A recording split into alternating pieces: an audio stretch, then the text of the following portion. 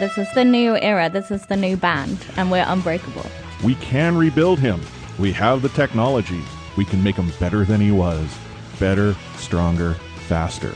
Actually, better, stronger, faster. Is that a faster. line from Starship Troopers or something? No, it's actually the $1 Million Man. $6 Million Man. I know that, and I don't even know what that is. We Brits don't do excitement, so this is the best you're gonna get. Chris is bringing the noise today, apparently. Speaking of vanilla, it's just I don't understand why. I don't think anyone does.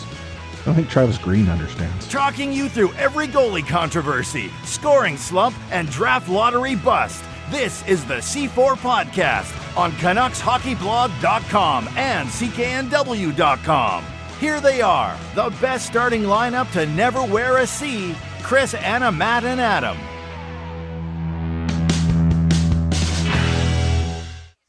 Welcome to another episode of the C4 Canucks Hockey Podcast. That is correct. It is episode 200. I was about to refer to this. I was about to say, it's not just any episode. As Chris and Clay's Canucks commentary, because I'm Chris at Lightforce, joined in a very secret location by the man himself, Clay Imoo at Canuck Clay. Hello, old friends and new friends. It is good to be back with the brothers. The band is reunited. You know what? It's been such a long time since we introduced at Canuck Clay. I had to process in my brain, like, that is still his Twitter handle, right? Because it's been so long since we've actually introed Clay as Canuck Clay. Yeah, Chris, I know he's the only Caucasian guy on the planet who can pronounce my last name properly, so thank you. You're very welcome. But see, I had years of experience. Like, I remember when we first started working together with CanucksHockeyBlog.com, I think I might have mispronounced your name once, and you corrected me. Very polite. Like, and then you used the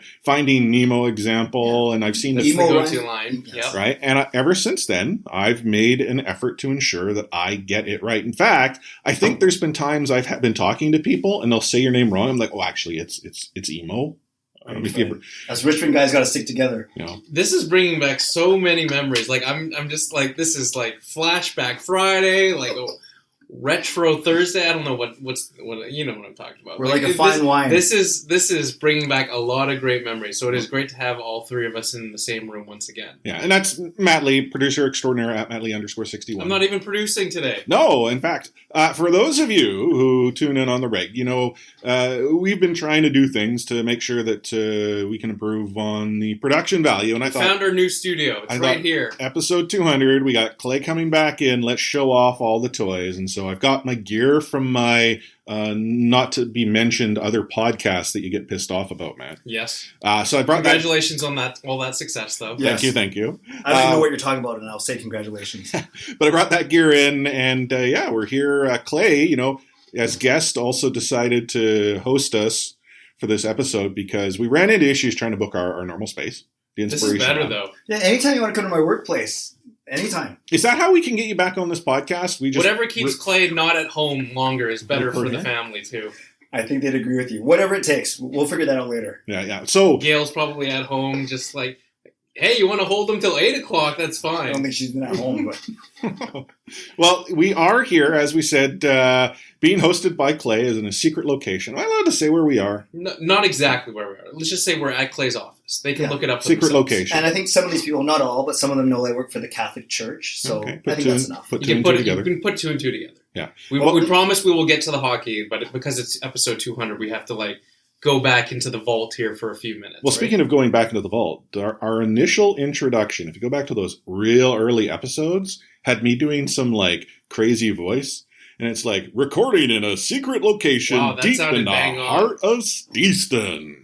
Did it say Steveston? Yeah, I want you to tell them about some of the elements we had to fight in those first podcasts. Oh, gosh. So for those of you who've been along for the ride the entire time, you know that when Clay and I sat down, we literally were sitting down, huddling around my blue Yeti mic plugged into my laptop, sitting on my ottoman, on my couch in my living room. The fire trucks just went by nonstop. You live your cat was running around at the time too. Oh yeah, the cat made the occasional appearance on the episode. She'd just come up and start goosing the microphone, purring away. Your lovely wife Marnie couldn't go to the kitchen because all the pots and pans would rattle. Yeah. Essentially, Marnie had to go hide if she happened to be at home, and this was our thing. That was where we used to record. And when I'd have guests we had Nicole Van Zanten come out for a few times. Back when Matt here was a guest. That was how we did things. Nowadays, if we tried to do it, it's like you got Baby Force running around. You've got a new kitten in the Light Force house. Twilight, our kitten, yeah. Like, I don't think we would even get into the building, let alone getting an episode recorded. I have to start going to Matt's house. If you could fit, it's a shoebox at this point. Yeah. It'll make the current studio look like a palatial estate. Yeah, the current studio, when we can book it. So I have to point out, I have delegated the booking of the studio space to Anna at 84603, who's not here. She is back in the home country visiting friends and family. And wait a second, where's the other guy? Is there another guy in this podcast? What's his name again? Adam FOC, Adam Old Cartier. Adam and Clay can't I ever feel like get Adam together. works like 80 hours a week anyway. Yeah. It doesn't even matter. Well, but I mean, wasn't the running joke back in the day that the reason that Adam and Clay could not be on the episode was because Clay was unavailable and Adam was available? Was that the joke? I can't even remember. I don't think it's even a joke. I think it's reality. Mm-hmm. But we did see each other, as you guys talked about a couple weeks ago. Yeah, it's the only time was to get you together at a wedding. But not our was that wedding. like the first time in years since you had seen him? Yeah, we actually had to do a double take to make sure that we were talking to each other, that we knew who each other were. But yeah, you both have very distinct faces too. How could you not recognize that's each true. other right off the hop? Two of the best looking people in the Lower Mainland. All in the right, same let's place. not go that far, but the universe would implode if that was the case. Yeah. The speaking of the best looking people on the planet, what's this good looking? Oh, very Canucks simple. Very thing? simple. A 5-letter acronym that has taken the Twitter world. This is Hey, Matt, if you're nice, I might even let you into this club. It's the GLCPC, the Good Looking Canucks Positivity Club. Now, a couple of things. There's no membership fee. There's no enrollment application. All you got to do is fit 2 criteria. Matt, you can actually do this, maybe. You got to be positive, and you got to be good looking. But there's no judgment. There's no bar set. Heck, I'm the founder, so it doesn't matter. Have you seen our reviews lately? We're not positive enough. I heard about this. Well, the good looking part you might have. I've noticed he didn't even offer me an opportunity. He didn't even No, look you're at lifelong. He didn't even look at you in the face when he said no, good I looking. know, This is right? lifelong. So just so I wrap. So basically, I made it in jest on Twitter, and I'm sure we're going to get into this maybe. All the exchanges that happen on Twitter, I wanted something positive to combat, to be contrary to all the negative stuff I saw going around. Oh, like the C4 podcast. Got it? No, the present company notwithstanding. So basically, it's a 5-letter acronym that you can hashtag and have a little fun with it. Mm-hmm. I open up all my YouTube videos that way. But in essence, I'm a positive Canucks fan. I try and be optimistic, realistic though. But yeah, I choose to accentuate the positives more than the negatives. And now it's my shtick. And people will actually see me at the games and say, "Hey, can I join the GLCPC?" And I say, No. You don't have to apply. Just you're in if you're in. If you think you're good looking, if you think you're positive. So, Chris, you have both of those criteria, Matt. I'm still not sure about one of them, but the listeners can figure out which one. On a more serious note, like you talk about positive and stuff like that. I'm going back into the vault here. I think of how maybe Botch would have been in the good-looking positivity Canucks. Absolutely. Sorry, whatever it's called. GLCPC. Because I remember one of his last tweets was I'm on team playoffs, so save me a seat on the bandwagon or something to that effect. And so that tweet I always sort of remember when I think about us trying to be a little positive. And honestly, like a lot can change now between now and let's say April. But yeah, I'm not really on Team Tank anymore. Like I'm officially, especially now that we're giving up a first round pick. You can't be. But like. If ever there was a time for me to get on the positive train or the team playoff train, it's probably this year. So I'm trying to be a little bit more positive going into the season. And if there's room on the GL, say it with me, GL, the good-looking Canucks Positivity Club, I feel like the C4 podcast is starting to slowly put a toe on that bandwagon. So. Does this mean we have to be a positive podcast now? I'm not saying we got to be positive, sunshine and rainbows that every means, day like Clay over here. We're going to have to bump Adam off every episode now. Well, he just can't Adam's come only back. here half the time anyway. But honestly, you look at the team, and we'll get into this as we actually talk about the Canucks. But the team has improved. Oh, no doubt. And we've talked about that on previous episodes, right? So yeah, you're right. I mean, things are they slowly will be turning in around. the thick of it. Let's put it this way, and we'll talk about it as we get to the. Before we actually get to Canucks stuff, because there's people who are tuning in right now, like, when does this Canucks podcast talk about Canucks stuff? This is episode 200. This is a big deal for us. We are the longest. So do bear with us, because I know you've posted us on Reddit. and people are like, "Oh, just skip to the 20 Yeah, minute yeah, mark." yeah. Because Well, What? People say that? Okay, no, it wasn't so. So, friend of the show, Cam Robinson, Yes. who you know, at @hockey_Robinson, you follow him on Twitter. We did a great pre-draft interview talking about some of the top prospects coming in the draft. And so it was shared on Reddit, and people were like, forewarning, the first 20 minutes are bunk, so just skip right to that. Yeah, they're useless waste. I can't remember the exact term, and then I see all this. the stuff that Chris was in. Yeah, I just happened to see. Yeah, it was. But that is the thing is we're quite straight up. One, we're going to talk about June. Yeah, it's the off season. We're going to talk about fun stuff. We're going to be far from serious. So these are people who just suddenly discovered us because someone shared this. Come in cold. Yeah, on Reddit, and so I replied and I apologize for being useless. Right? I don't know what else so to say. So did Derek Pouliot. I'm not going to be negative about it. And I appreciate that for someone coming in cold, they'll be like, what the heck's this garbage? Fast forward to the good stuff. That's why we put the good stuff halfway it's like a down. disclaimer before every episode. Yeah, pretty much. The good stuff starts in the middle. Yeah. You make a really good point, and I won't go on a huge We're like tangent, an Oreo. But really quickly, I think a lot of people will want to tune in and just hear the goods, right? They want to hear about the prospects. They want to hear about predictions, line combinations, totally cool. Which is fine. But I do think there's a population out there that is interested in your life, Chris, is interested in your life, Matt, a little bit, or at least the relationship between you two. Why it's not just two guys, strangers getting together to talk about hockey. There's a history there, and there's banter there, and that's part of the relationship. So I think as much as some people like to go straight to the goods, I think other people are interested in the human dynamic, the human relation, and that's kind of a balance I go for some of my stuff too. I don't go on and wax on about my family, but I'll mention it, and those that watch regularly, those that listen to you guys regularly, will know when you talk about your family or when you talk about the hockey team you're on or your former work or whatever, or your current work, all those things. I think there's something to that. That sounds like something that's going to go in the next Clay card chat. It probably will.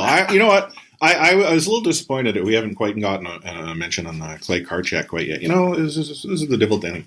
But beyond the fact that we are, a few people just hang out. I mean, you think back to when we started this podcast. I had approached you saying, hey, I think we could do this. I think you and I would be good, Clay. And, we live in Richmond. It made it so much easier. And when we started off, I think the premise was it was like two guys talking hockey that would be no different than any conversation in an office at the water cooler, in the kitchen, wherever it happened to be. And that's really what this podcast has always meant to be. Now, we've tried to, have fun, and we've tried to be serious, and we sort of go back and forth. But at no point have I ever thought we would take ourselves so seriously that we weren't just a bunch of friends just hanging out talking hockey. Because those conversations happen everywhere, right? I'm not going to look to get a job, with the hockey club or the NHL or anything like that. That's not what I'm here for. I'm just here to talk hockey. I love talking about it. Well, let's put it this way. We're not in this for the thousands and thousands of dollars that you pay us. Oh, yeah, because I think you're overpaid. We're here because we're just here every other Monday or every Monday just wanting to talk about the Canucks. And obviously, Clay, no longer a regular host, but he'll be back pretty much every second episode moving forward. He can relate to, it was truly a pleasure every Monday to, talk to you guys and talk to Anna and Adam over the years. We've had some great guests over the years as well. It is truly a pleasure to be able to talk to you guys every Monday, and it's one of the reasons why I love doing this podcast, is because it's just like a bunch of guys in a room, or girls in a room, just getting around talking about the Canucks, and it's honestly one of the best pleasures that I get every week. And you never purported to being the most stats. We're never experts. Analytical, yeah. I don't think we ever profess to be experts. Not experts on prospects, not experts on strategy. We are people who love the game and can try and express themselves as well as they can. But you're right, not looking, and God bless those people that do, not looking to get a job with a team or with the league. And there's nothing wrong with that either. Actually, one of our guests who had a podcast of his own, Ryan Beach, now works for the Vancouver Canucks. But Ryan, thanks to us. We're still waiting on the thank you letter. Yeah, that was totally us. But please don't think we're oh my God, they're down. No, not at all. I am so excited for him and others who have been able to take what they do and leverage it and do more with it. That's just not me. I'm the guy that wants to have the opportunity to just have a fun conversation about why, when I was in high school, I picked Uwe Krupp in a hockey pool and stuff like that. Anywho, let's talk a little bit about memories here. I got one from JJ, the blog father. He gave it to you? He actually messaged. And he didn't give a voice memo, though, did he? No. Of course he didn't. No, he just... He can't be bothered to do that for 30 seconds, pressing record on his voice phone, but... So, Yeah, this is Blog Father. I see though. nothing's changed. Yeah, no kidding. So, Mail it in, JJ. JJ, the guy who actually founded Canucks Hockey Blog and pretty much still pays for the site to run. Well, so, we won't. bless JJ. Between our hands, but- His favorite episode was the time that Liz told people to hate on, was it the Prince Albert Raiders or something like that? Or no, it wasn't Prince Albert. It was Selkirk College. It was actually like college hockey. I guess they were playing like the SFU ice hockey team. I remember this. And so JJ was like, and Liz was like, telling people to come out and like boo them and, was making fun of their fans and all that. But that reminded me of that particular episode. It was actually just before I got married. It was in February. We were recording in a hotel and, JJ, he made sure that those of us who wished to imbibe had imbibed a little. Mm-hmm. Things got out of hand that night. I'm surprised. Like, I think that's the real reason Clay no longer, joins the podcast because we scared him. Well, you guys know I'm never here to judge. I would never judge you, Matt. Yeah. Even Chris, I would never judge you. But yeah, that night was fun. It was, but I had fun. I was drinking my Pepsi all night. It was worked out. What about you? You got a memory? Oh, early ones were fun. Actually, when we brought you on, Matt, I've always said, this isn't the funniest or most outlandish memory, but the production values I've always said on this particular podcast, second to none. And I really think that was one thing that helped the podcast grow, whether it's the intros, the outros, the transitions, the cuts, whatever, the clips. I think when we started to work together as a threesome, so to speak, on this podcast, I think I just said I saw the increase in the quality shoot right up there. Thank you. It was a lot of fun. No, it really was. It really was. I know for you also the Botchford episode was one of your favorites of all time. And I know you've always had a good friendship, both of you, really, with Jason Botchford. Maybe you want to talk about that one really quick? Yeah, I just think... especially because right off the hop, he asked you if he was you were going to make him sick. Yeah, well, that's the running gag now. I think people don't even remember me from this podcast. They just remember from these horribly cheesy parody songs, which I love doing. Yeah. Chris has worked with me on a couple of them. Yeah, not a singing. No, because he doesn't want me to sing. He just gets me to MC, but then he replaces me, the following season. Look, that was years ago. Let it go. I'm not bitter. I'm not great bitter. Memories. Not bitter at all. But yes, when Jason Botchford came on, and Chrissy and I were just talking about this before we came on here, he might not have known. He knew kind of who we are. He didn't know much about our podcast, yet he kind of through your contact with them just said yes on a whim, and he helped us publicize it, and he helped us share it, and. It goes to everything that everyone's been saying about Jason Botchford since his unfortunate passing earlier this year, is that he made time for everyone, big, small, well-known or not, and we were the recipients of that as well. And of course, it was probably our best numbers, or at least up to that point. Yeah, it was definitely one of our best episodes was the Botch episode. Yeah. I mean, we always talked about getting Jason back on, and he was always game to join us again. I regret Honestly, that it never happened. It is one of our biggest regrets on the podcast is not being able to get Botch on for a second episode. How about you, Matt? Maybe Harmon, Boy Genius. Oh yeah, could join us for. I think it would be cool to have Boy Genius on the podcast. Whether or not he'd actually join us now, because he will. He's a very important guy. Yeah. One of the memories that you guys brought up before we hit record was as you guys talked to me about being a producer extraordinaire, is the time we had DJ Dave on the C4 podcast. And we were recording, and about 20-30 minutes in, we actually weren't recording, I realized we weren't actually recording, and I had to stop and deliver the news that we were, for some reason, not actually recording. And there was this, pause for about 2 seconds, and, a big sigh that came from DJ Dave, are you kidding me right now? And he was gracious enough to talk to us again and re-record it. But Matt, in your defense, we never told him we were recording. I think we were telling him these are some of the things we're going to ask you about. Yeah, that's right. And then he just started, and we couldn't stop him. Well, and on that note though, he'd actually comment. He's like, "Oh, you should always have the mic's hot or something." I think that, right? I didn't want to interrupt him. I think was what happened, right? Yeah. He was just going off about some of his best memories and stuff, and yeah. Way to go, producer. That was one of my cutting my teeth moments in producing. So that was one of my other favorite memories, and of course we've had some great guests on the show over the last few years as well. So honestly, I'm glad to see that we've made it to 200. There were times when I didn't know if we would make it to 200. But here's hoping for 200 more. That would be pretty cool if we could get 200 more. I think it would be. What phenomenal. happens first? 200 more, or the Vancouver Canucks win the Stanley Cup? See, there goes the positivity into the tank. Well, no, hold on. 200 more once every 2 weeks, right? So that's 4 years. If you think about it, it kind of lines up with the upcoming window. Jim Benning window. Hashtag good looking Canucks positivity club. Right there. GLCPC for life. This guy's good. This guy's good. Well, on that note, we are now going to talk about actual hockey talk. But why don't we take a quick break before we jump into, I don't know, whatever we're going to call this segment. Congrats on getting to episode 200. I didn't know Matt would count that high. Thanks for all the laughs and heated discussions. And let's go Canucks. He liked to say the F word. Well, then get the here then. Okay, see ya. Is going to have the F word on it. I wish I could give you an explanation about it. I can't. You, out of here. You said the F word, Dad. You called me the F word. Okay, so Canucks announced on Friday. Well, when did the actual announcement come? It was, Friday was the news broke. I was actually on the golf course when I got these news, so I didn't even have time to process this adequately. Yeah, so Jim Benning has been extended to the 2022-23 season. Yep. So he's got a 3-year extension to this one plus 30 more. And generally speaking, for those that don't follow this type of sort of press announcement, press release world, announcing anything Friday afternoon is generally done with the intent of people maybe not noticing it.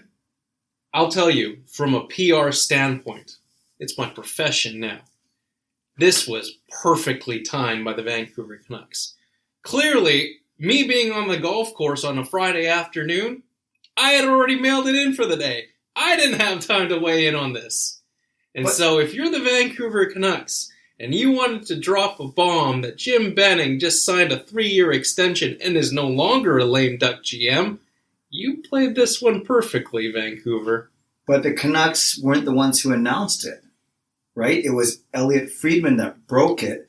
Rick Dhaliwal piles on. Did the Canucks announce it, though? Or did the Canucks say, hey, Elliot, heads up? Good point. That's a good question. It seems like the tinfoil conspiracy seems to be that the Canucks are like putting these little breadcrumb nuggets of news out there so that it will soften the blow, so to speak. Like with the Tyler Myers thing in July. Right. Like that was all the hype, that he was going to get a 7-year deal, that it was worth $8 million a year. And no, it's actually a 6-year deal. So in your theory, they soften the blow with the market, the announcement on the Friday. So when they do their official announcement this week, people have already had 3, 4, 5 days to digest the news. Exactly. But again, like whether it was them that announced it on Friday or not, like it clearly was enough that not all the ears were there in place on Friday. Where were you, Chris? So he was on a golf course in town. I'm on a golf course in Bellingham, and I get a text because I didn't have my dad on saying, actually, the text was WTF. That's not words that I use, but it was from a friend. Chris, what was your first reaction? Well, so I am quite... What the fudge packers? What the Francis. That's what it is. What the Francis. The F does stand for Francis. That's right. I was working from home. I saw the news come in. I had, social up. I had our Discord chat up. And I was at first like, no. Was Discord on fire?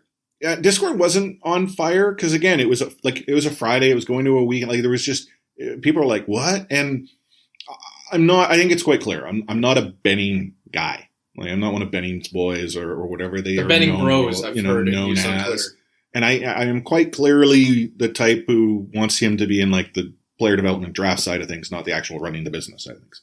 That said, it struck me as odd that type of signing took place when it did. Like if this was going to be a done deal, why would not have not happened, at the end of last season before he starts, wheeling and dealing picks away, drafting. Like it seems odd that they would wait for that to occur and then, put pen to paper. Now you could say maybe they were negotiating, it was tough negotiations, blah, blah, blah, blah. And then, finally they signed it. But then why then? Like why it occurs to me that the Vancouver Canucks wanted to find a real quiet area in the news cycle that people might not notice to share, knowing the visceral reaction it would have in the market. Because essentially, I would say it's a good, almost 50-50 divide. Mm-hmm. There are people who are, hey, Benning's done a really good job. And then there's the other half, the Benning, shouldn't be around. I have to admit, I fall into I'm not a Benning guy. I will give him all the credit for some of the deals he has made this year in the offseason. Not a lot, but I will give him credit. I actually feel his draft record has been phenomenal. Yep. Right? I've talked about this episode. It's just when it comes to running the business, he continues to bring in Jags for non-Jag prices. And how do you let that go? That means just a guy, Clay. It's been a while. Yeah. Thank you. Yeah. But that's sort of where I fall. So I know it's been a while for you, Clay. I'm upset that I'm not going to see GM Lawrence Gilman. I've always wanted GMLG, man. GMLG is going to Seattle first. So, okay. No. We'll do this another day. We're not doing this But now. if GMLG is going to... fine, whatever. We're not doing this right now. This is what I have to put this up with. This is another day. Don't tell me that. This is the pedestal that Chris... The proverbial hill that you will die... Never mind. It doesn't matter. I just love sitting physically in between the two of you. I feel like it's symbolic. I feel like it's appropriate. I feel like it was meant to be. We're basically asking Clay once again to pick between his two friends here. Anyway, on the Benning thing, yes, I was also surprised like you. I got a question, and maybe Clay can answer this one first. Do you think that this has been in the works for a while from the Canucks' standpoint? Do you think ownership has always had it in their minds for maybe at least since April that they wanted to get an extension done with Jim Benning? I do. And I think this actual official extension means he has a chance to see things through, right? A complete cycle. By the time he's done these 3 years, if he lasts all 3 years, it'll be 9 years that he's been here in this market. Fun fact, would make him the second longest tenured GM in franchise history, behind the big Irishman. Behind Pat Quinn. So instead of all this, he's brought Myers in and JT Miller and all that, and he's only has a year to see it through, lame duck GM. Oh no, maybe he's just doing all this stuff just to see what he can do and save his job. No, he's already saved his job, and now there's not so much of a rush, right? We talked about team. I can't even say the word team, T-A-N-K. I'll never say it. Yeah, there's no such thing as that anymore because now he's been given all the keys to the kingdom, so to speak, to make this happen and to see it through. And he's not in a rush to do it in a year, and he's got 4 years. And by that time, all the draft picks, save for Horvat, are going to be his. All the trades, all the signings. This is truly his team now, and he's got 3 more years to see it through. So yes, I do think it's been in the works for a few months. Well, the reason I find the timing odd is to that point, right? He was operating as if he knew he was coming back. But then on top of this, we've also heard scuttlebutt that the Canucks at some point were looking for, a Trevor Linden replacement, whether it's a president, whatever of hockey operations, whatever it would be above the GM. I can't imagine they're doing it anymore. And if they are, why would you be essentially hiring someone to say, yeah, you can't touch this guy? And I don't see the Aquilinis being all that interested in paying a GM to go away so soon after he's been signed to this multi-year deal. I have a suspicion that president role is not getting filled anytime soon. From a financial perspective, from a player personnel perspective, really, does the president role matter that much when Jim Benning is being held accountable by the Aquilini, by ownership in general? President has always been that role that sort of oversees the GM role. And now that Jim Benning has that security, it's clear to me that there doesn't need to be a president to oversee him, that he has some free right now, that he has some leash. Well, do you see what I'm saying, though, a little bit? No, I totally get it. I think the role itself, though, seems to be more and more prevalent in the NHL among many teams. That said, have you ever got any inkling that the Aquilinis don't want to be more involved? To me, to what you're saying, they essentially fill that role. They want to be almost, fingers in the sand, and you put a president there, and now their fingers are in the sand, but indirectly through the president. Right. It creates, as we now know, structure that isn't as functional as maybe it should be, whether, you have Trevor Linden who is saying something different than you want, or maybe different. We don't know what all went down, but the fact that, Trevor Linden and Benning and the Aquilinis had some weird relationship, it ultimately didn't work out. Yeah, it's crazy. You mentioned that too. trying to piece together Benning's history here. The 4-year contract followed by the 2-year extension, now the 3-year extension, right? That adds up to our 9 years. I actually was watching the press conference when they did his first extension back in February 2018. Right, that was 4 months before Linden got ousted, and you should see Linden's body language. You guys might remember this. He looks all grumpy, he looks sullen, he looks sad. It's almost like you knew that he was on his way out way back then. Now let's go back and look at it. Yeah, it's almost not disturbing, but it's very telling. Yeah, I'll put it that way. Now knowing those circumstances that we're in now. Yeah.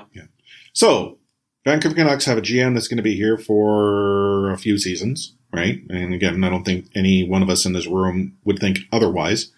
Even I think at this point, even if the Canucks, were to have a horrible season, I don't think that changes anything at this point. So what you're saying is, let's say, knock on wood, it doesn't happen, but let's say that a catastrophic injury happened to one of the Canucks' younger players that severely hurt their ability to compete for a playoff spot, and it it resulted in them to finish bottom 5 in the league. Even if that happens, Jim Benning's job is safe in your mind. Well, first of all, catastrophic injury, let's say actually like a season-ending almost gives injury. and even the season gives the built-in excuse. I'm kind of tired of hearing, we lost a couple of key guys to injuries, because it has happened season after season after season, and I think that begs the question: what can you do to mitigate that? Okay, so ignore the process, but let's talk about the result. So, I still believe Jim comes back. Even more so, I think that type of situation sort of insulates him.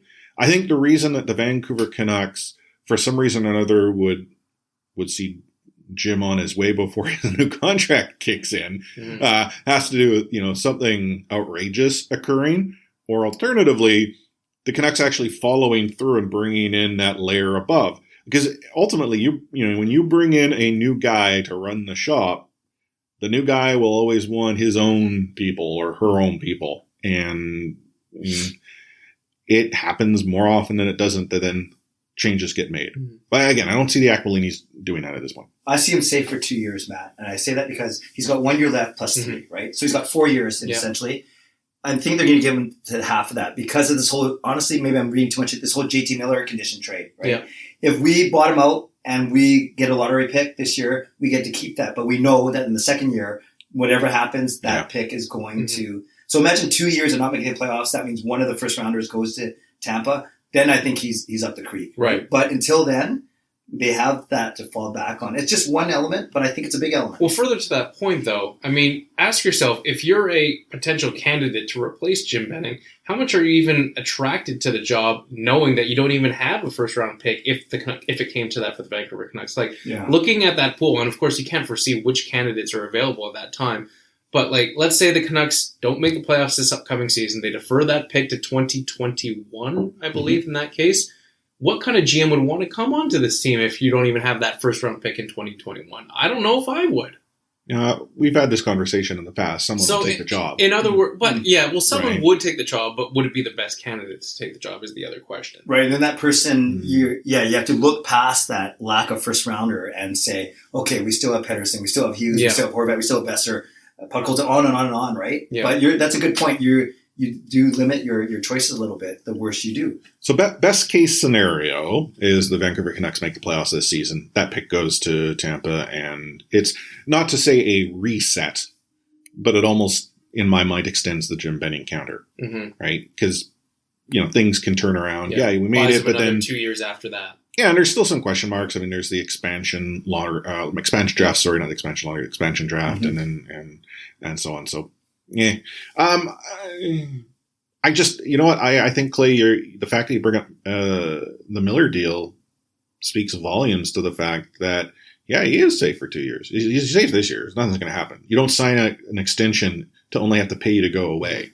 And I think that's why people were also saying, at least I saw some of the reaction, was that it was a year too long, that it should have been 2 years instead of 3. It's picking nits a little bit, but, if we're starting to pick apart the deal, 2 years probably would have made a bit more sense if we're really analyzing this deal. Well, and getting to that point too, we talked about this in previous episodes. That's when cap trouble could potentially plague the Vancouver Canucks. Not to suggest that the cap isn't tight for them right now because of the cap recapture and all that, but you're going to have some players looking for big deals, and imagine, coming to that situation where potentially you don't have that draft pick, you have no cap space, like you're in such a weird spot. I don't think the Aquilinis would go and say, hey, we're going to pull the plug. But then I don't know what the Aquilinis further think. To that, like we've seen with the case of John Tortorella, for instance, that the Canucks have no problem pulling the plug on somebody, even though it's a multi-year deal. So that to me is still very weird. What, the Torts thing? The Torts thing. Part of 5 or whatever. Well, the only thing that I can think of as to the Vancouver Canucks deciding that Torts had to go had everything to do with what happened against Calgary. Either that or what happened. The when Gong Show, the dressing room brawl, the dressing room brawl. Like and speaking of memories, I remember Bosford's face in the press box that night. And then like other things, like, that season was weird. Like you had the dressing room brawl, you had Tortorella being the reason that Luongo was gone, right? Like there were a number of things that happened that year where I think that's where the catastrophic occurrence took place, right? But then conversely, you got rid of the GM that had 1 year removed with the new coach, and then you bring someone else in who's like, yeah, I'm going to get rid of this guy. And then so began the real good era. And now we're in, I don't know what era we call it. And the brand just suffered so much that season, right? Between the dressing room brawl, between Luongo leaving, there's just so much that was 2 months there, right? Just January to March. I think the Canucks maybe found that irreversible, or they simply needed a fresh start. That's why Gillis gone. That's why Tortorella gone. Yeah, and you look at the standings prior to that Calgary debacle. Vancouver Canucks were in the thick of the playoffs, and then Tortorella gets suspended for 10 games? 10 games, yeah. And I think the Canucks won 2 of the following 10, and then could not recover from that point and just plummeted. Whether or not that had something to do with it, or whether or not the fact that Tortorella was riding his horse hard. Yeah. And then we overachieved the next season with Willie D, right? Yeah, that was a real good season. Yeah, and then it sets up these false expectations, and we've crashed so far from then, and now it's been 4 playoff-less seasons. Yeah. Now, you know what? That's the tough part, is that if the reset should have occurred, it probably needed to occur when they decided, okay, we're going to remove Tortorella. We brought in a bunch of new people. That was but what hindsight they needed to is push 2020. up. Oh yeah, no, it totally is. But things were things, and things happen. Anyhow, Gina Jimby, he's coming back. But yeah, we're going to take a break. I don't know what else we'll talk about, but you know what? Things are things. But there's a rundown here. I don't know what I do. You're the producer. Take control. Hello, Chris, Anna, Matt, and Adam. This is Rich F., otherwise known as Rich in Alberta. And I just want to say that I'm very, very glad that I found this podcast and little Discord community. You and everybody else are always thought-provoking and hilarious. So congrats on 200 episodes, and here's to 200 more.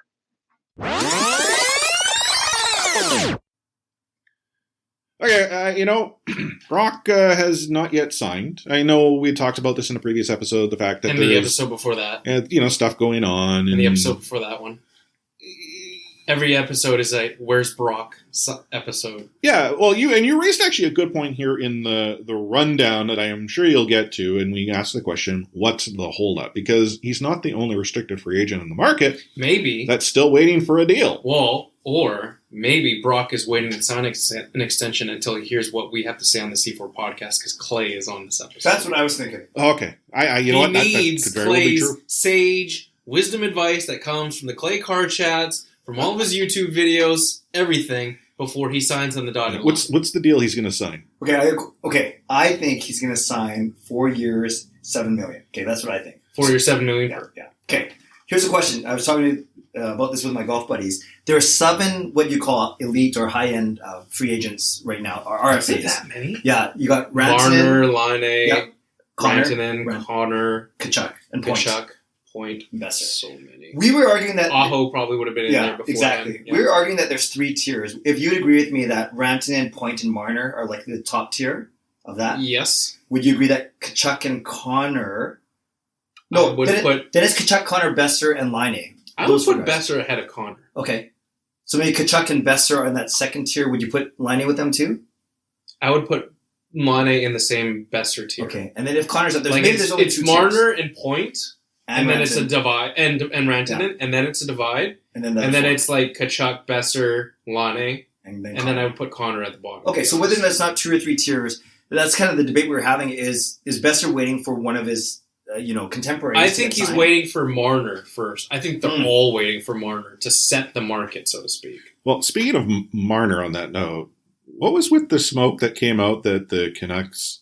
I don't think that was anything. Well, no, one guy in Toronto. It was okay, and this is where as soon as it's from Toronto, it's like okay, I totally. It was something Burger. I can't remember his name. Okay, it wasn't Mitch Burger. No, it wasn't. Nor Mitch was it Burger. Hamburglar either. Yeah. No, it was like Burger Bites or something. Yeah, but it's an actual mainstream media guy who suddenly comes out and says the Canucks are going to potentially put in an offer sheet. Which one? You know what? At this point, with all that cap space we have, if they were to go and do that, have at it. Picks, yeah. It was, and all the draft picks we have. Yes, it was so weird. But it was great. It was great hockey talk for like a half second, though. No, it was. But we've seen one offer sheet so far this offseason, and it failed miserably. Yeah, what's not to suggest that? I feel like Carolina laughed so hard when they got that offer sheet. They were like, "Thanks for doing our dirty work." Yeah. Thanks for setting the market. Thanks for Well, Montreal tried to load that up all in the front, right? Like they were trying to make it so hard for ownership to pay, and they're like, whatever. That was the worst offer sheet since the Ryan O'Reilly offer sheet. We've got Ryan O'Reilly. I guess that's why they're not allowed to offer sheets. So Ryan O'Reilly offer sheet where we make an offer sheet to a guy who has to go through waivers, who we would also be on the hook for, who suddenly goes and plays for another team. Phenomenal play right there. Conn Smythe. Could it take another offer sheet to get the ball rolling here? Like we've seen one. Well, I mean, from a hockey fan perspective, and a fan of chaos theory and stuff like that, want one. I would love to see an offer sheet. I would not love to see an offer sheet from the Canucks, but I would love to see someone offer sheet Mitch Marner just to see Toronto's reaction. Well, okay. I have a friend who I work with who's a huge Toronto fan, and I said, "What would you do if Marner signed an $11 million offer sheet?" And said, "I would take the 4 first-rounders and run," is what he said. Wow. Well, in fairness, that actually makes it a little bit easier for the Maple Leafs to solve their cap problems, right? Sure, and gets their cupboard nice and they're set up for the next 10 years after that. Maybe that's what they're waiting for.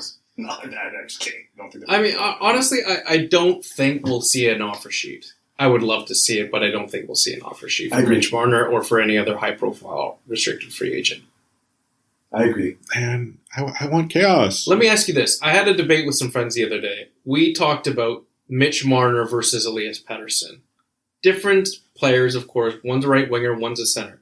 If you had to pick one for the next 10 years, who would you pick? Oh. Marner just came off a 94-point season. We've also heard from friend of the show, Hockey Robinson, that he thinks Elias Pettersson could be a triple-digit guy one day. But one's got a 94-point season under his belt already. He's a right winger, and if you're giving the edge to a center a little bit, I mean, it's a close debate. But let me ask you guys, what would you think between those two if you had to pick? Oh, man. This is me speaking from my what would it take to get a Mitch Marner kind of a pie-in-the-sky trade discussion? I'll qualify this by saying, obviously, I live in Vancouver. I'm a Canucks fan. I love Pettersson. I see all his highlights, seen him live. I don't see Marner's highlights.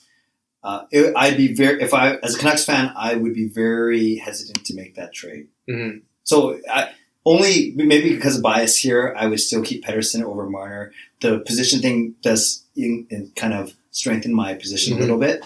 But if it was the other way around, that would be very tough. Like if Pettersson was the right wing and Marner was the center, then I'd go for Marner. I think the position thing makes a big difference. I think so too. Yeah. And that was my answer as well. Yeah. I think Pettersson just being a center, by virtue of that, gives him a little bit more of an edge over Marner, despite the fact he just came off a 94-point season. But anyone who talks about these pie-in-the-sky theories of trying to get Mitch Marner in trade, that's probably where this conversation starts. And really quick, I think Pettersson gets 94 points if he played with Matthews. Exactly. Yeah. So I have two thoughts. One, long-term, Pettersson. Yep. I feel short-term Marner though. And that's what I was going to say. If this team is sort of in the win now window, if we're trying to make the playoffs now and not give up a high first-rounder in the future, to me, it's the win now. It's Marner, but I am very hesitant to go and start getting into win now. Like, I want the Canucks to succeed, but I feel Pettersson provides extreme value. And whether or not he even hits the triple point ceiling that Hockey Robinson or Cam Robinson, has shared, I am still of the belief he makes the Canucks a better team. Like, he's, I mean, I want him to be the next Sedin, so to speak. And I don't, for sure. right? Like, it's like I have a soft spot for, like the Stan Smith, the Trevor Lindens. Even though Trevor did leave the team, he did not leave the team because he wanted to, and he got brought back home. Like, I want to see the guy who can dress as a Canuck day one and retire as a Canuck is day how many ever down the road. Yeah, Matt, I'm fascinated by your question too, because then it's not just position, it's contract, it's age, right? Yeah. You have to really look at the two guys equal coming in the same year. I mean, and taking Pettersson out of the equation is like you're really great at the right wing position, but you're really thin all of a sudden at the center position, and like you're starting to count on like Bo Horvat getting into that 1C role. Maybe you're counting on Adam Gaudetton to be a second line center role. Like, there's a lot of hypotheticals at play that I don't think you could really answer by having Mitch Marner here instead of Elias Pettersson. Circling back to the Brock Boeser discussion, you mentioned 4 years, $7 million per is what you think it's going to look like. Talk about why you think that's going to be the case. Yeah, I used Timo Meier's contract at San Jose as a starting point, and he was almost out of the gate right in early July. Very similar numbers. You extrapolate the numbers, very, very similar. And I think when I was talking about Boeser a year ago, I was thinking, 6 years, 7 years. Let's lock this guy up, right? But I think Meier is a very good comparable. And I see a lot of these 7 RFAs that we just talked about a few minutes ago. I see more of them going with a shorter term contract and as opposed to a longer term one. I just have a sense. And Aho ended up being 5, right? With Carolina? Was it 5 or was it 7 years? I'll look it up. Yeah. Continue. Yeah, maybe I was completely wrong. But with the Boeser thing, and really quickly, the Meier contract's really interesting because it goes like 1 million, then 10 or 11 million, right, for the last 2 seasons. That means basically the 5th season, the first season after his contract expires, he's still an RFA. If San Jose qualifies Timo Meier, you have to qualify at 100%. So he's basically getting a 5th year at $10 million. So when you average out all the money, it's not 4 years at $6 million. It's technically 5 years at 6.8 or 7. So maybe Boeser does something very similar. 4 years for his $28 million. Then that 5th year becomes also $10 million. And now it's 5 years over 38. Now you're over 7 on average value. Does that kind of make sense? Yeah, it does. Just while you were talking, I was sort of thinking, when does the current CBA expire? Soon, I thought. Well, I want to within the next 2 years, to be honest. Because how much does that now lead in? Like, if you're, like, we did see in the last sort of few seasons, a lot of players switching over to much larger, bonuses to ensure they got guaranteed money with the, Louis Eriksson. He's getting huge bonus payouts with, essentially pennies on the dollar for his actual contract value. Bonus gets paid before the lockout occurs. We don't know what the NHL and the NHLPA will do when they sit down and negotiate, but could there be some thought on a deal that provides flexibility for what might happen in the future? Or do you think they would want to sign something that at least bridges that or goes beyond to provide sort of the guarantee that if things do change, they don't change, a negative player? Like, I only ask this because I'm not the smart guy on the podcast. It's the two of you. I thought you were putting your tinfoil hat on with the whole CBA expiring thing. Well, okay. I'm still a little bit bitter that the NHL and the NHLPA came up with the deal that retroactively went and... Look, I'm sorry. I know! You warned us about it for years. You warned us about it when Clay was a regular on the podcast. I know, I do remember that. You were right. You want me to say this? You were right, Chris. Okay? I'm going to continue to bring this up every single episode. He's recording my "You were right, Chris" and putting it into a drop. He will use that one day. Yeah, that'll be the start of this episode. No, it's a serious question, though, because we are reaching that point when contracts... I don't think players, account for that kind of stuff. Well, not the players, but their agents. I mean, if they don't account for that type of stuff, why are we seeing bonuses being paid the way they are, right? Like that just suddenly appeared, and the thought based on what, the mainstream media have been having a conversation with player agents and such is that we're just making sure the players get guaranteed money, especially with the world of, buyouts, the world of, those who don't have NMCs and what have you, making sure they get their money. No thought, no opinion. I think it's a great question. I have not even thought about that actually as a factor. I'm just Chris is ahead of the game. He's proven he that does in the think past. ahead. I know it's. I Someone's don't gotta want to give him that much props, but yes, he does think a couple steps ahead every now and then. I just don't have any of the answers. All right, we'll take a break. We'll come back with a little bit of half full, half empty. We'll talk about the top 5 storylines from Clay heading into September.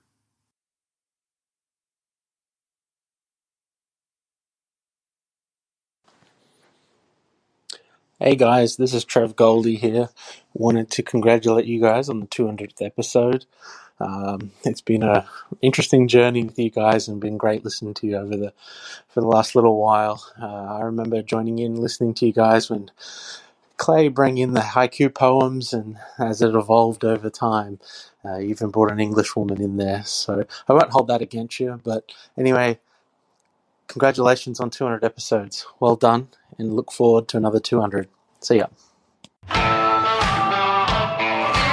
Take hitting out of the game. You can't hit anymore, so don't do it. The unsportsmanlike conduct, I want to get an explanation on that. No kidding. Because how do you get suspended for unsportsmanlike conduct? Plus interference. There's no interference there. He had the puck.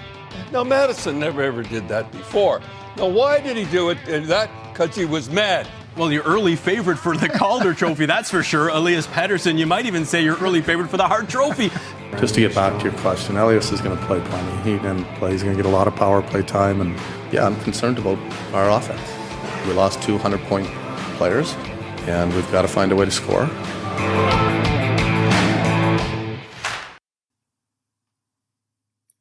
Half full, half empty. This came to be because when Matt joined the podcast, he brought the empty heart. Did I bring the empty heart? Oh yeah, like it. We were so Clay is GLCPC for life. Clay has always been so positive. And I remember someone was actually... a new leaf, a new day for me. Someone had described the podcast back in the day as that you had Clay, who was like really positive. You had Matt, who always brought like the hot takes and some of the things. And then there was Chris, who always just sort of sat on the fence. You're that fence sitter. And, was balanced, which I always found funny because I never thought I was at all balanced. Yeah. But since Clay's been gone... I've probably been the more positive guy. He's been the positive one for all of us. Which says a lot because I've been down on Jim Benning. I think Anna's taken the neutral fence sitting. Yeah, role. Anna's more in the middle, and Adam then takes no role. Adam's definitely the hot takes. Adam, like the thing is, like that's where do I sit in the spectrum now? Okay, I think so. If we I'm go sort of in between neutral and negative, I think. Yeah, you're more negative than Adam, and then there's Adam on the other side. The thing about me though is I sort of float like Adam and I agree on a number of different things. Like both Adam and I are not Benning boys. Neither one of us ever have. Neither one of us ever will be. And there are a lot of sort of things that we're like lined up on. But then there are another place like, no man, that's a harsh take. Yeah. So let's talk about storylines, and maybe we'll get into who's positive and negative on those issues. Top 5 storylines from you, Clay. Like, there are so many storylines heading into the season. I feel like this is one of the most intriguing seasons coming up that we've had over the last 5 or 6 years, because obviously the moves that were made over the offseason have brought a lot of intrigue to this team. There's talk about playoffs. There's talk about, this first-round pick that is hanging in the balance now, so it adds an extra layer of drama to the whole thing. It is, and Brock being unsigned, we don't have a captain. Like, talk to me, like, I've probably named a few of those storylines, but talk to me about, like, what are you really looking forward to the most right now? Sure, I'll give you 3 real quick, and it sounds like a cop-out, but I'll go by position. I have one storyline for the forwards, one storyline for the blue line, and one storyline for the goaltending. For the forwards, for me, it's simply does JT Miller and Michael Furlan give the Canucks finally a bona fide top 6. And we've talked about this before. You guys have talked about this before. But when you have Pettersson, Boeser, and JT Miller, it sounds like he was promised at least some time with them. Then you have a Horvat and Pearson who have chemistry, and you put a Furlan in their line. Now you have guys like Virtanen, Levo, Berchi, Goldobin if he signs, Gaudette, all these guys fighting for third line minutes. And then you still have the setters, Beagles, and Mott, and Rousseau when he comes back. So that's, and I didn't even mention Eric, well, I just did. Eric said, that's the most depth we've ever had. Yeah. So what will the top 2 lines turn out to be? And yes, not even insulating Horvat, he doesn't mean insulated, but getting him away from such tough matchups now that we have a Miller and Furlan that can do some of that lifting. So for the forwards, that's my storyline. For the D, it's how quickly can Quinn Hughes establish himself? Can he be a true number 1 D or top pairing D by the end of the season? We know that's what we want in 2 or 3, but can he get there now? Because we don't have a bona fide number one. We have guys paid like number one. Edler and Myers both making $6 million, but I want to see Quinn Hughes establish himself. PP1, get out there quickly. And the goaltending, I think there's like 3 storylines in the goaltending itself. Markstrom, can he continue his strong play from last season? How many games is Demko going to get? And when it comes trade deadline time, depending on where the Canucks are, I think the most fascinating story is going to be what's Jacob Markstrom's future. Yeah. Last season of his contract, if we're in the middle of a playoff hunt, you're going to keep him, right, and then try and extend him. But if we're not, do you flip him for a first rounder or a second rounder prospect and put all your eggs in the Demko basket? Like, that's really fascinating to me. I just want to point out that this is something I continue to bring up too. Clay's Markstrom thing? Oh, yeah. Right? Like, I think the... Yeah, but I don't really pay attention until Clay says that. That's true. So now we have both the 2 good-looking guys. Talking about, you guys are both probably right in the sense that I think not a lot is being talked about with Jacob Markstrom and his possible future with Vancouver Canucks.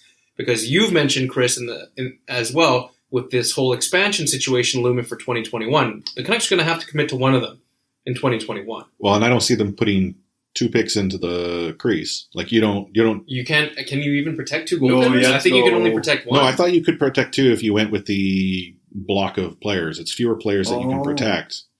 Yeah, it's either 7-3-1. Well, the Canucks can't be doing that, though. No. That's why they're right. Exactly. So they won't protect 2 goalies, is I guess what I'm saying, because the best practice would be to protect as many skaters as you can. So, yes, I do think, now that I listen to Clay and I've listened to you in the past, that yes, as a fan base, not a lot is being discussed on what to do with Jacob Markstrom and Thatcher Demko. I think the Vancouver Canucks are really happy to let this play out and let the best goalie assert himself as the starter. It could be Thatcher Demko, but I think Jacob Markstrom is going to get every opportunity to really cement his status as not just a 1A goaltender, but as a true bona fide number 1. The storyline... Oh, okay, we're just going to let it die there. No, totally. I agree with you. Yeah, I'm totally, because I brought it up so many times. Could he get a first-round pick, by the way, you think? I think if he... No. Well, and it's not that he can't. Just look at the time of season. And the market for goaltenders in general, though, is just, it's not very a buyer's market or a seller's market, so to speak. Actually, I tell you what, if Jim Benning got a first-round pick by trading Markstrom to recoup the Miller deal as a rental, right? Because he's UFA. Exactly.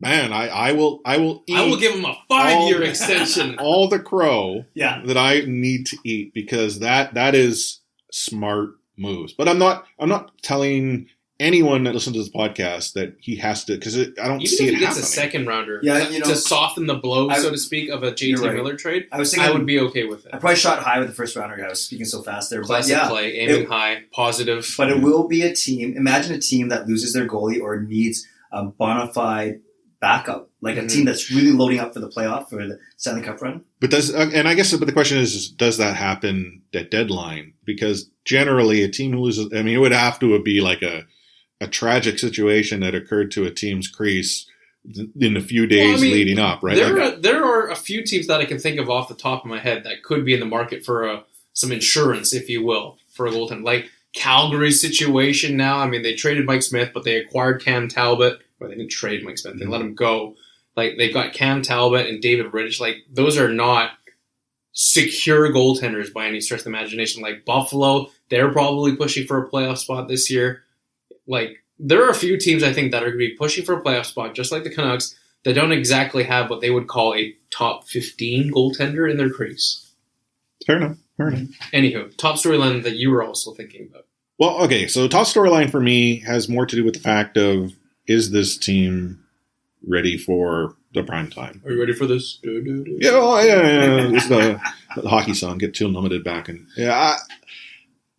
I have been talking about the fact that I felt that the Canucks were at least a season away. But I have to call a spade a spade. I can no longer hold on to the belief, because they are now focusing on this being the year we're ready. Jim Benning said, hold my beer or hold my Pepsi. Yeah. And just fast-tracked this whole thing into, like, let's see if we can do this a year faster. Right? So, top storyline is Chris wrong. Because if I'm wrong, That's good. I have always made it very clear. I want this team to succeed. I want to cheer on a team that is competitive night in and night out. And when I say competitive, I mean not put in the good effort and get the moral victories, like where you can actually say, we have a chance. I want that energy. I am missing it. In fact, there, PJ at Rising Action, Patrick Johnston, he had this article about a week or two ago, sort of about sports in Vancouver, professional sports right now, and it's a tough time to be a professional sports fan in Vancouver. I won't bring up the one team that's having success because of how polarizing it is in the sports world, but I miss the energy that there exists in this city when there is a team to really rally behind and get behind. Yeah, and I want that back. The Lions and Whitecaps, they've certainly blown their opportunity. Heck, even the Canadians have been having a rough go. I mean, we go to down the list. The Warriors ain't so hot. Giants are actually okay, but still, it's just we're missing that. So I want this team to succeed, and I want to. There are no Vancouver Titans. That's true. I want the Vancouver Canucks to succeed. Second storyline. Stop stealing my ideas, by the way. Well, go ahead. I'm reading right now, but the other one was the 50th anniversary season. Oh, yeah. Okay, you can go with that one. Okay. That wasn't what I was going to say. Okay, so the 50th anniversary season, the Vancouver Canucks have invested quite a bit of promotion into the fact this is the 5-0. They've essentially rebranded the team. Very quickly, thoughts on the new jerseys? Fine. You're okay with it? Yeah, I'm okay with it. Okay, move on. The rebranded the team, stealing my thunder. And sorry, I really wanted to get Clay's thoughts on the jerseys. And they have a lot going on. Like they're going to be theoretically naming a captain. I mean, we don't know they will, but I can't see them. Can't see them going on. They're going to have. Francesco reached out to ask if it was a good idea to go without a captain again on Twitter. Didn't he say that? Am I wrong? Did I dream this? No, he actually was a tweet about captain, and most of the replies were like fire Benny. Or delete your account. Yeah, something like that. Or get ride sharing. One of those. Yeah, one of those exactly. But like, you think about the promotional calendar alone.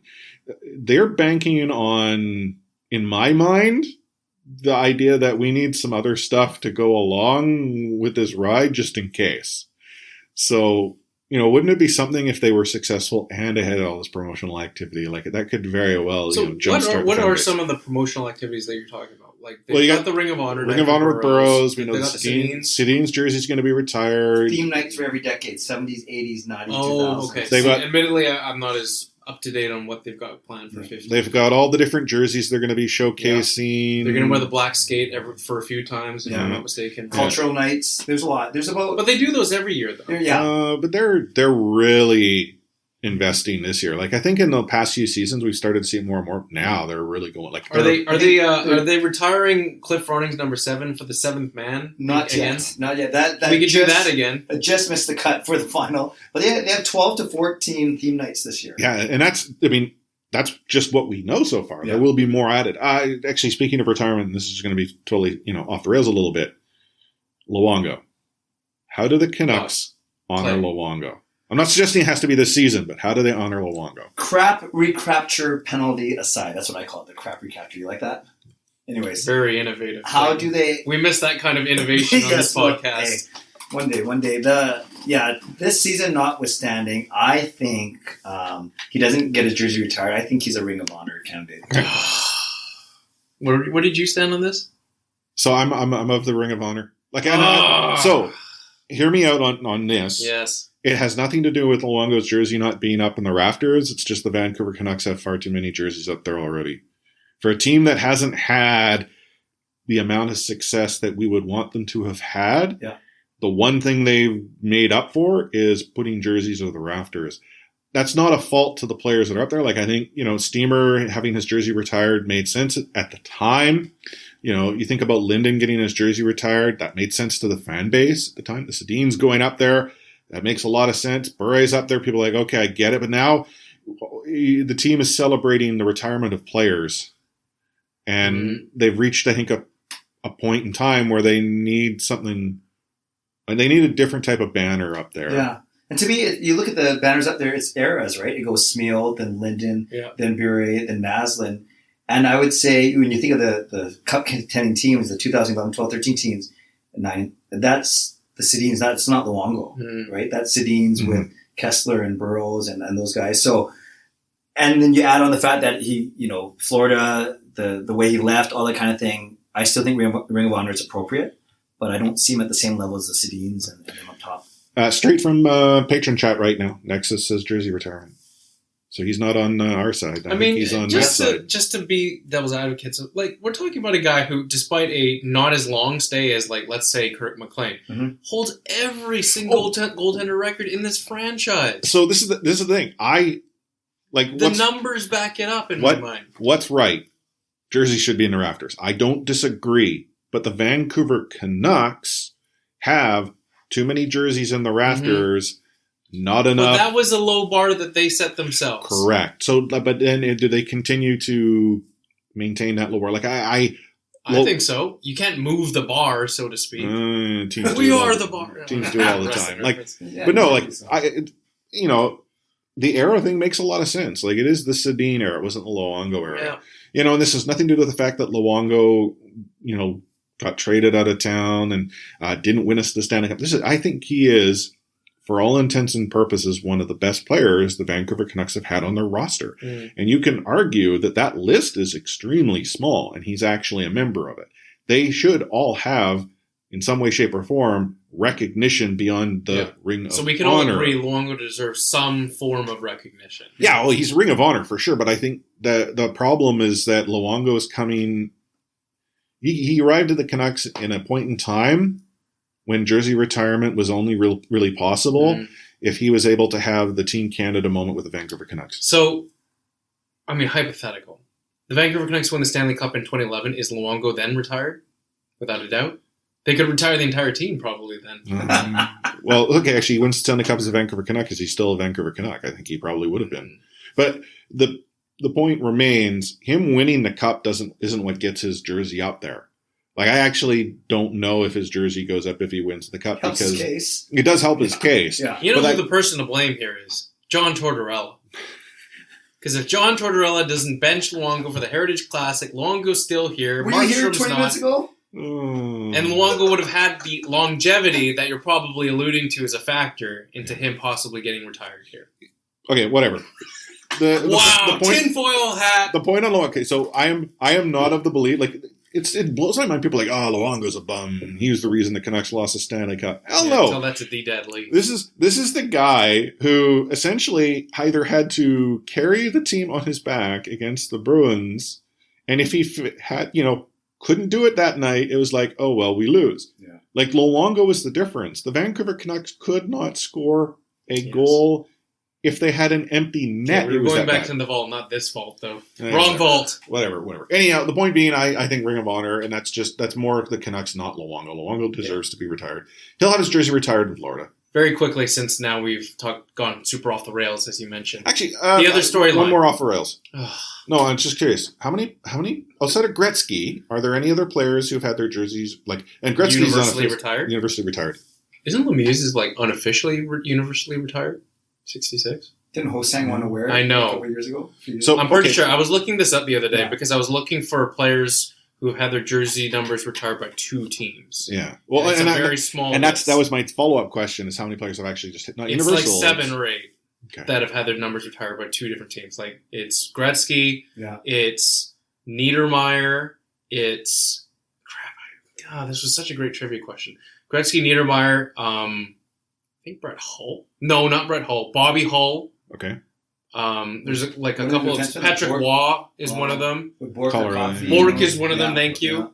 I think Coffey was one of them, too. But, it's 7 or 8 people. Yeah, Luongo is probably, admittedly, not in that territory of those players. Which leads to your argument that it's not a jersey retirement. Yeah. I agree. Smart guy. Mm-hmm. Not just another pretty face. Are you going to the Sedin retirement day? Yeah, actually, I was going to bring that up. There's actually 3 games revolving around the Sedins. Yeah. Right? One of them is honoring actually the other 4 guys. Then it's the Sedins retirement, and then it's their contribution community. Yes, I will be going to that retirement. The jersey retirement. Yeah. It's on a Wednesday night. It's my church night. That's when I help out with Religious Ed. I run Religious Ed. You already told them. I've already told the pastor. Actually, this is the one night I got to get to the arena. It's like Feb 16, right? It is, yeah. Yeah, it's the day after my birthday. I can't wait. That's the only reason I know that. I can't wait for Clay to invite me to that game. It may be a hot ticket, but I'll get back to you guys. Well, if he invites you to any game, that's more games than he's ever asked. Okay, here we go. Don't let the door hit you on the As we wrap things up, well, you haven't told us about your story. Oh, right. Louis Eriksson saga, blah, blah, blah. Let's move on. Really? Yeah. The fact that Louis Eriksson is still on this team after like all this drama with the Swedish media outlet, I can't remember what it was. Like, everyone thought Louis Eriksson was a goner. How can we possibly continue having Louis Eriksson on this team after all that? So what's your prediction? What's your prediction as to what's going to happen? Honestly, it will not blow the roof off my doors if Louis Eriksson is in Utica by October. When the Canucks by hook or by crook, right? They want that roster spot cleared up because there is a log jam of forwards that we all know and have discussed. And like Louis Eriksson is the square peg that is trying to fit into a round hole when you look at this roster. So they waive him. They save $1 million, right? Yes. Not $6 million. They save $1 million. The cap space is irrelevant at this point. Like they don't even care if they can't find a taker. Like they're not gonna throw in an Adam Gaudette or a second round pick or a Cole Lynn for some team to take Louis Eriksson off their hands at this point. I bet you they've exhausted all options to trade Louis Eriksson without having to give up a sweetener. And at this point in August, if there is a scenario where they can just get Eriksson off the team, they will do it. And I think like those bridges have been so far burned. They have been charred. And like Travis Green said to the media, like he respects Eriksson's career and that the best player will play, etc. That doesn't sound to me like he's got a lot of confidence in Louis Eriksson being on this team. I do miss Matt's metaphors. Those are good. It's not just a burnt bridge. It's been charred. Beautiful. You don't tune into all the episodes, do you? No. Why? Does he do more? Oh, yeah. Some of them, it's like, oh. Some of them are like, are you even speaking English? Yeah, it's like, English is not my first language. And he reaches. He's like, it's like, marble rolling down the hill gathers no grass. All right, tell me one time when I said that. Well, no, but that occasionally, like, he tries to, I hear ya. And Anna and I have to take him to task anyhow. Well, Anna's literal expert or whatever she is, right? Like she just sounds like she's from London. God, Chris, as we wrap things up on the C4 podcast, the guest host podcast with Clay Imoo, why don't you tell people where they can find us? Well, you're already listening to us, but if you haven't yet clicked that subscribe button, our hope is that you do. We are in pretty much every podcast platform there is under the sun. We've tried to make it as easy as possible to connect with us. As far as following the podcast, looking for us at c4podcast.com is probably the easiest way, but it's also canuckshockeyblood.com. And we are heard on the Overtime Media Network. Now, as far as the fact that we're on social media, we are on Twitter at the C4 Podcast. We are on Facebook, facebook.com/C4 Podcast. We have Discord. You can join our Discord, have a conversation. Gate 16 is always a happy place to be. And that is now entitled Wait 16. So for those of you who were around when it was Hate 16, because it was, pretty dark.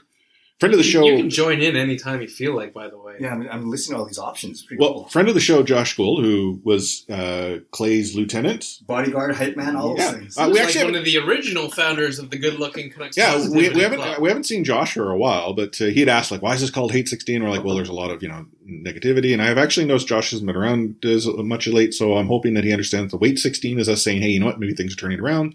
And now that Clay's back on the episode, I'm hoping maybe Josh will chime in, say hello. But we are also on Discord, as I said, and to find us, it's bit.ly/C4 Discord, all caps C4 Discord, all capitals. But yeah, final words of wisdom there, Matt? Well, before we get to final words of wisdom. Well, I'm going to throw... I saw this, and I can't help but, I'm stealing your thunder? Am I stealing your thunder? No, go right ahead.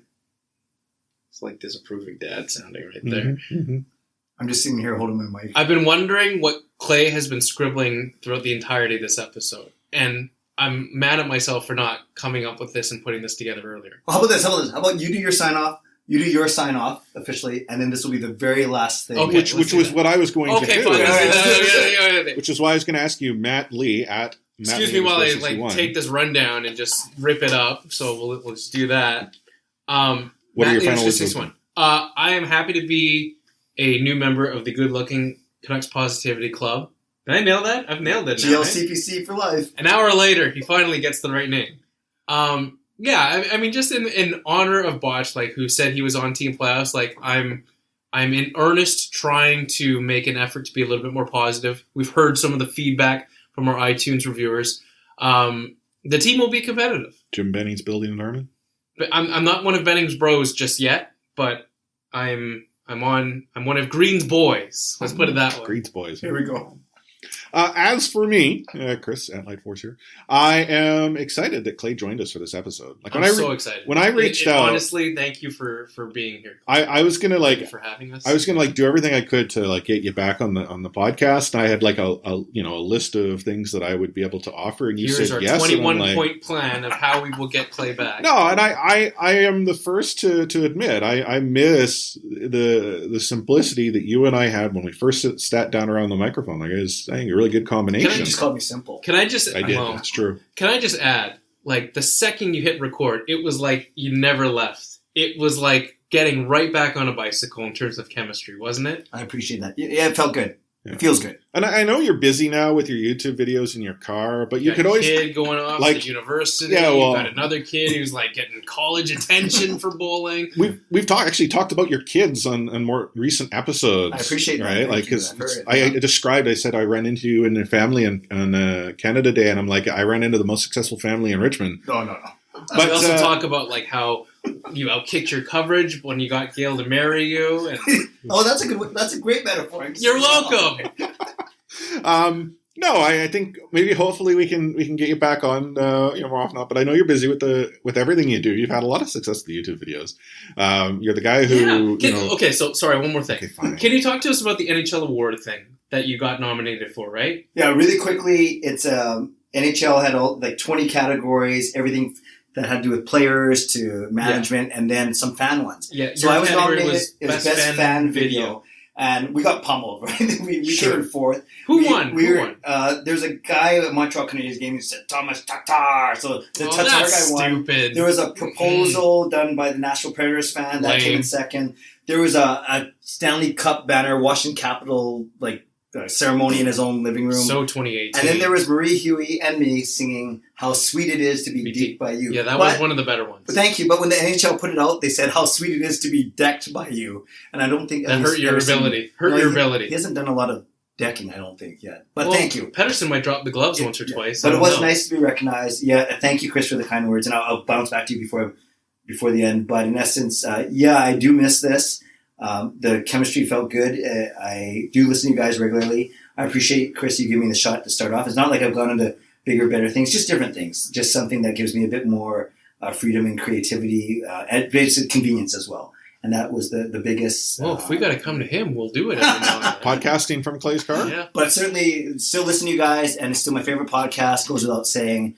And without spoiling my thunder for a couple seconds from now, I do wish you guys the best, and thank you for having me on. Oh, thanks for joining us. Are we better than the Large Cast? You're my favorite podcast. We'll put it that way. Shots fired. Do you know? Actually, I have to ask you. Do you know the history here of you and the Large Cast? Yeah, because I don't. I just know that there's 8 guys on there show every week. So the short version of what's really not even meant to be a long story. They had a tweet about being the podcast that speaks to the common people and isn't delusional and all this jazz. And all I did from at the C4 podcast is I said, I wonder who they're talking about, #asking for a friend. Because I get it. I mean, we're often told. Perceived as negative. Yeah, and that's fine. I mean, we own that.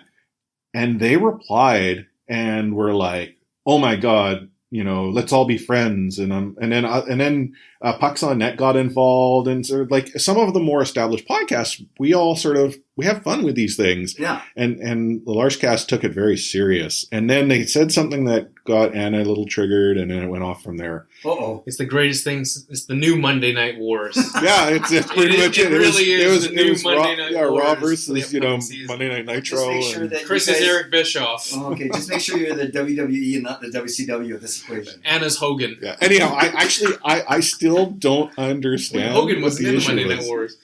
I was just trying to actually, give them a little love because, we're the longest running podcast in the market. We talk about that, but there's a lot of room for others to be out there. Anyhow. Funny. Yeah. So, Clay, final words? I think you have some for us. Chris, thank you. Matt, thank you. Anna and Adam, thank you, even though you're not here.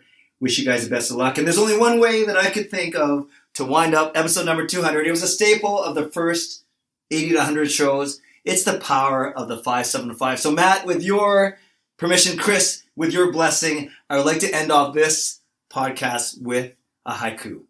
Yes? Yes. I almost choked up my water when you said the 5-5 because that really took me back. Kudos to C4. Congrats on 200 shows. Onward and upward. And with that, we're out. Thanks for listening to the C4 Podcast on CanucksHockeyBlog.com.